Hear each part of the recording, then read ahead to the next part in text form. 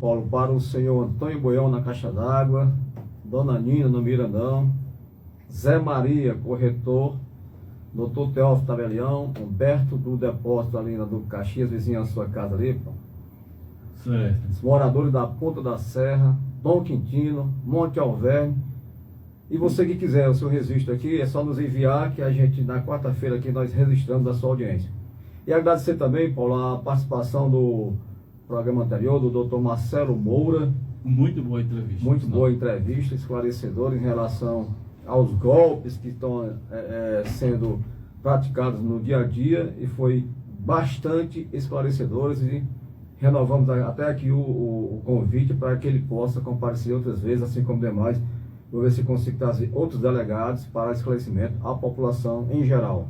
Bom, só informando que a gente está ao vivo nesse momento no Instagram da Rádio Princesa FM, porque a gente já é ao vivo em som em diversas mídias, mas estamos ao vivo nesse momento no Instagram da Rádio Princesa FM. Doutor, tem algumas perguntas, a gente vai começar com a primeira. Tem alguns questionamentos até do canal, mas daqui a pouco a gente vai falar sobre o caso do canal do Rio Grande com o doutor José Rani Rodrigues. Primeiramente, a pergunta: o que vem a ser o Cadastro Nacional da Agricultura Familiar, o CAF? É um questionamento de um ouvinte aqui da Princesa FM, doutor. Interessante, Paulo.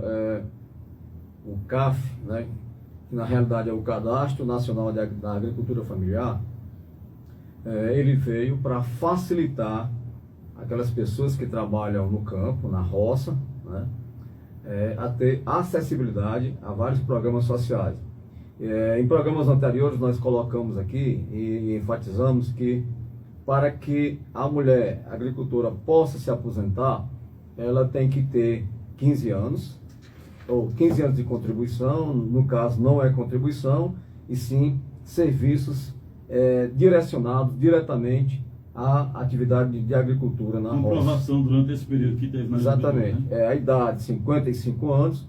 Já o homem, o mesmo requisito, só que a idade aumenta de 55 anos para 60 anos de idade. E o CAF, nós sabemos, Paulo, que as pessoas que trabalham em atividade da agricultura, na maioria das vezes, ele não tem o cuidado, ao longo do tempo, de se munir de provas para que, futuramente, ele possa vir a se aposentar. E o Cadastro Nacional da Agricultura Familiar, como nós dissemos, é o instrumento oficial para identificar e qualificar o público beneficiário da Política Nacional da Agricultura Familiar no Brasil.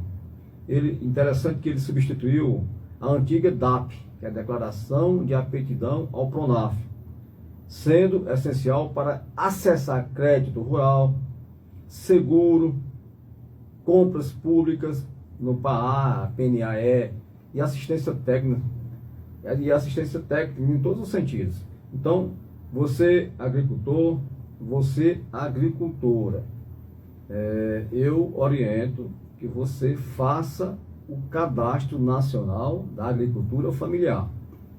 Ele tem a finalidade de identificar unidades familiares, né, de produção agrária, empreendimentos familiares rurais e formas associativas. Interessante o seguinte, porque na maioria das vezes a pessoa ou trabalha na terra dela, certo?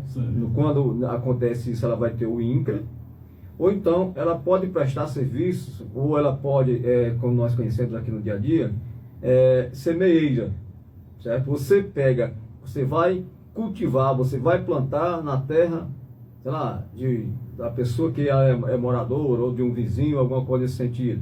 Você pode fazer um chamado contrato de comodato. É um contrato em que a pessoa que é a dona do imóvel vai autorizar a você a cultivar as terras dela, com um contrato. E aquele contrato ele vai servir de provas futuras para a sua aposentadoria. E qual é o requisito para que você obtenha a CAF? É obrigatório para acessar políticas públicas, né, voltadas ao desenvolvimento do campo. E você pode realizar a inscrição no CAF através da VEB, né, redes Explica melhor aí, Paulo. O que vem a ser VEB para a população do campo, que ela em casa ela pode fazer a sua inscrição no CAF. Bom, vamos lá. A VEB, deixa eu só abrir aqui, porque acabei fechando aqui a rede social, a rede mundial de web, internet. Né? Você simplesmente o seu Instagram, sua mídia social, tudo. Você tem que tomar cuidado com isso aí, né, doutor? Também? Exatamente. E qual é a diferença? Por exemplo, antigamente era a DAP, agora não é mais a DAP, agora é o CAF, certo? O CAF, ele é mais moderno. Por exemplo, você pode enquadrar toda a sua família. Assim como você vai fazer a Bolsa Família, você tem um cadastro, né? Da mesma forma é o CAF. Você pode colocar toda a sua família lá no CAF. Ou seja, é um documento que vai identificar todos os membros da família, vai facilitar até futuramente para que prove, principalmente no meio familiar, uma jovem de 17, 18 anos, que às vezes é mãe, né, e não tem prova suficiente para dizer que vivia na agricultura. Então você vai pegar essa documentação dos seus pais e vai usar como prova sua, e facilita e muito, certo? Então o CAF ele deve ser solicitado presencialmente em entidades autorizadas pela rede CAF, como sindicatos rurais, cooperativas, escritório da Emater, ou órgãos estaduais de extensão rural, secretarias municipais de agricultura ou unidades do INCRA. O processo é gratuito, certo? E exige documentos pessoais de renda e do imóvel. Presta atenção, é gratuito. Certo. Não vão aqui cair em golpes, certo? Tem demais, viu? Principalmente quando a gente faz um anúncio desse numa rádio que tem a dimensão, a audiência grande, esses golpistas podem tentar aplicar esse golpe, principalmente com as pessoas do campo, né? Doutor, estão perguntando aqui, já que o assunto é esse, o sindicato é obrigatório pagar o sindicato rural? É uma pergunta, Paulo, recorrente. Isso, porque Certo. tem gente que tem que pagar o sindicato, é obrigado, né? Então é obrigado ou não, ou enfim, tem a questão da obrigação ou recomendação. Infelizmente, como nós falamos aqui da CAF, o sindicato é apenas e tão somente um meio de prova. Certo. Você não é obrigado, ou seja, eu como agricultor, eu como agricultora, não sou obrigado a me filiar em sindicato. Por que eu não sou? Porque eu tenho outros meios de provas. Eu posso participar de uma associação, eu posso ter a DAP, eu posso ter a CAF, certo? Quando você se dirigir a um advogado especialista na área, ele vai explicar toda a documentação que é preciso para que você não possa cair em golpes. Nós não vamos entrar aqui nos detalhes, porque pode ensinar esses golpistas. Então não é errado se filiar ao sindicato, mas também não é obrigatório, é isso? Isso, exatamente. Você é opção, certo? Agora o que acontece, na maioria das vezes, na prática, é que o agricultor e a agricultora, às vezes, mal orientada, quando completa 50 anos, a mulher, por exemplo, corre o sindicato, se associa. Ou seja, ela está fazendo provas contra ela. O que é que acontece? O INSS vai olhar para o seu documento e diz, não, você tem aqui 5 anos de sindicato. Vamos supor que ela tenha se filiado com 50 anos. Então, nós sabemos, infelizmente, que é muito difícil você se aposentar, é muito difícil você receber algum benefício do INSS. É muito difícil. Vou logo dizendo aqui, é muito difícil, então você tem que procurar um profissional habilitado na área para que você não venha a ter problemas sérios, até porque eu sempre explico aqui e reafirmo, o agricultor ou a agricultora só tem uma única chance de se aposentar. Se você entrar no INSS como agricultora for negado, se você recorrer à justiça e for negado, você corre sérios riscos, né, dependendo do que foi e foi sentenciado, e você não conseguir se aposentar. Embora tenha, como a gente sabe muitas vezes, nasceu na roça, viveu na roça e não foi beneficiada com aquilo, um direito seu. Portanto, você tome todas as precauções, todos os cuidados para que isso não venha a acontecer. Doutor, mudando de assunto, tem um questionamento aqui sobre o canal do Rio Grangeiro. A gente acabou de falar aí sobre essa obra do canal, que é importante, está demorando, está se arrastando, mas é importante. Mas, como a gente falou, citou o nome do doutor e estão perguntando aqui. Como foi essa ação que foi dada entrada pelo senhor, juntamente com outros cidadãos, com relação ao canal do Rio Grangeiro aqui em Crato? E é por essa ação que essa obra está sendo realizada. É isso, doutor Hernani? Paulo, em 2004, se não me falha a memória, o meu primo e irmão, Francisco Aurélio Rodrigues, que era funcionário da Sociedade Anônima de Água e Esgoto do Crato, SAEC, a empresa que foi doada de mão beijada. Ele trabalhava na SAEC, juntamente com meu pai, né, e em 2004, se não me falha a memória, ele vinha descendo do seminário e pegou ali a lateral do Rio Grangeiro. Certo. Próximo à prefeitura, próximo ali a Seu Cícero, né? E deu um temporal desse aí que nós vimos ontem. Lá para você ter uma ideia, Paulo, lá no Sossego, foram apenas 43 milímetros. E só que no Pico Madeira 31. 43. Presta bem atenção, população do Crato. Foram 43 milímetros só ontem, viu? Nessa faixa. Não sei quando, se mais lá pro Lambeiro, pro Grangeiro, se foi maior. Grangeiro a gente tem informação de chuva também pequena, não foi chuva de grande proporção. Exatamente, não. Mas lá no Sossego foram 43 milímetros. Então, Paulo, em 2004 aconteceu essa tragédia com meu irmão, Francisco Aurélio Rodrigues, e a partir daí eu coloquei como meta para tomar medidas, já que eu tive o privilégio, a honra de me formar como advogado, para que fatos como aquele não ocorressem. Certo? Porque naquela oportunidade, não sei se a população do Crato lembra, não sei quem era o prefeito, 2004, sei lá, eu só sei o seguinte, que o prefeito que sucedeu, sabe qual foi a placa que ele colocou, Paulo? Ele colocou uma placa em frente ao TG, ali, dizendo que a obra do Rio Grangeiro, o canal do Rio Grangeiro, era uma ameaça para a população e que a culpa não era dele não, que a culpa era do gestor anterior. Sim. Colocou a placa lá, bem grande. Então, na época, eu e o Tutu, nós fizemos um levantamento, e entramos no Ministério Público com uma notícia de fato, chamado Tragédia Anunciada. Ainda lembro disso, Tragédia Anunciada. Certo? Nós entramos com a ação, com a Tragédia Anunciada. E naquela oportunidade lá, fomos taxados de loucos, né? De mercenários, dizendo que nós éramos politiqueiros, politicagem, certo? Eu não sei por que dizem isso comigo. Eu apenas luto pelo direito do cidadão cratense. E vou lutar até a minha vida, até quando tiver. Então nós provocamos o Ministério Público, dizendo que estava na iminência de haver uma tragédia anunciada.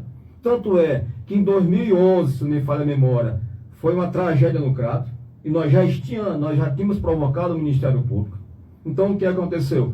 Naquela oportunidade nós provocamos o Ministério Público. Depois daquela tragédia de 2011, sei lá como foi, o Ministério Público entrou com a ação civil pública, chamada ACP, em função do nosso pedido.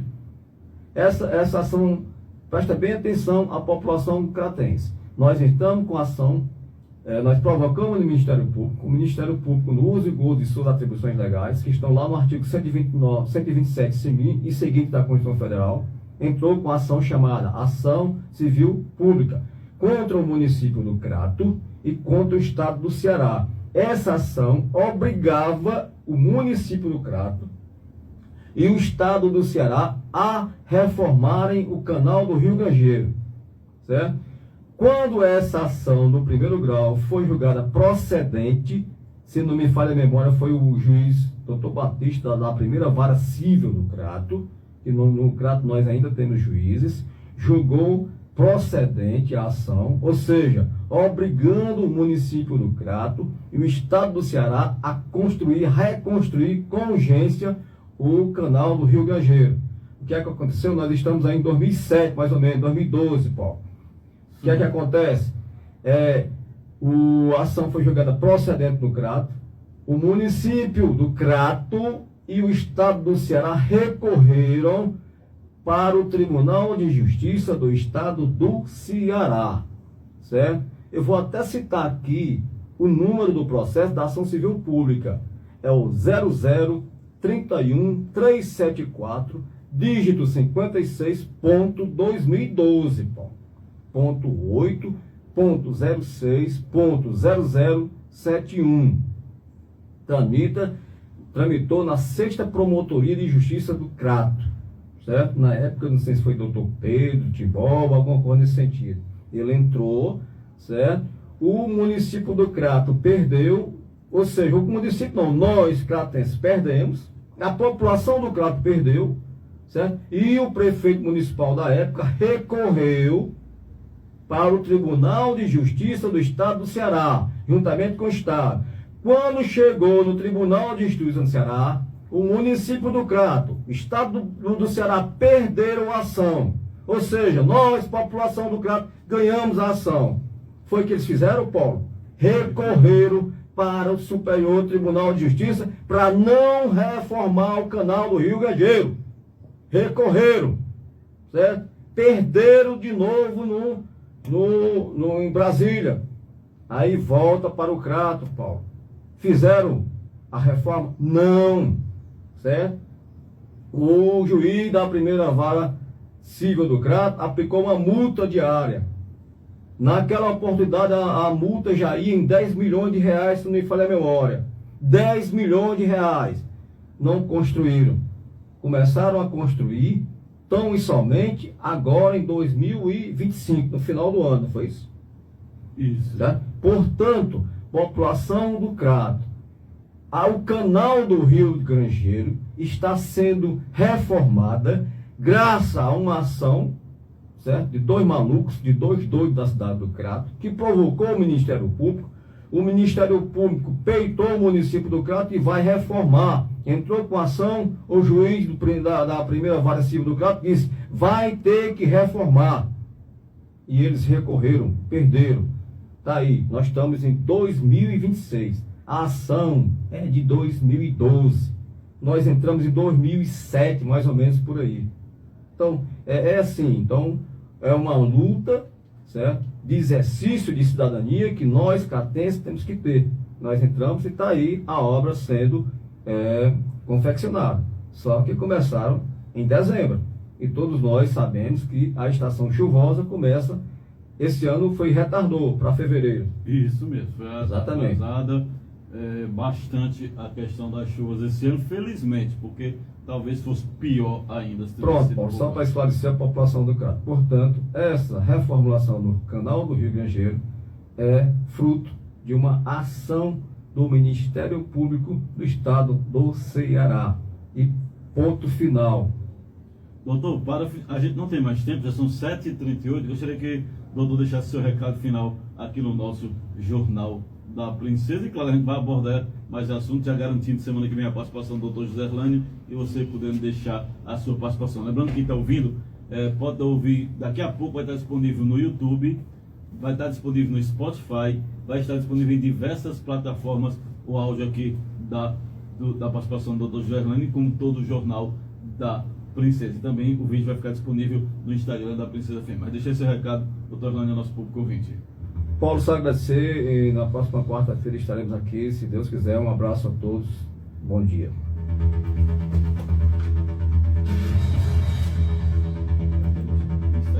Aí.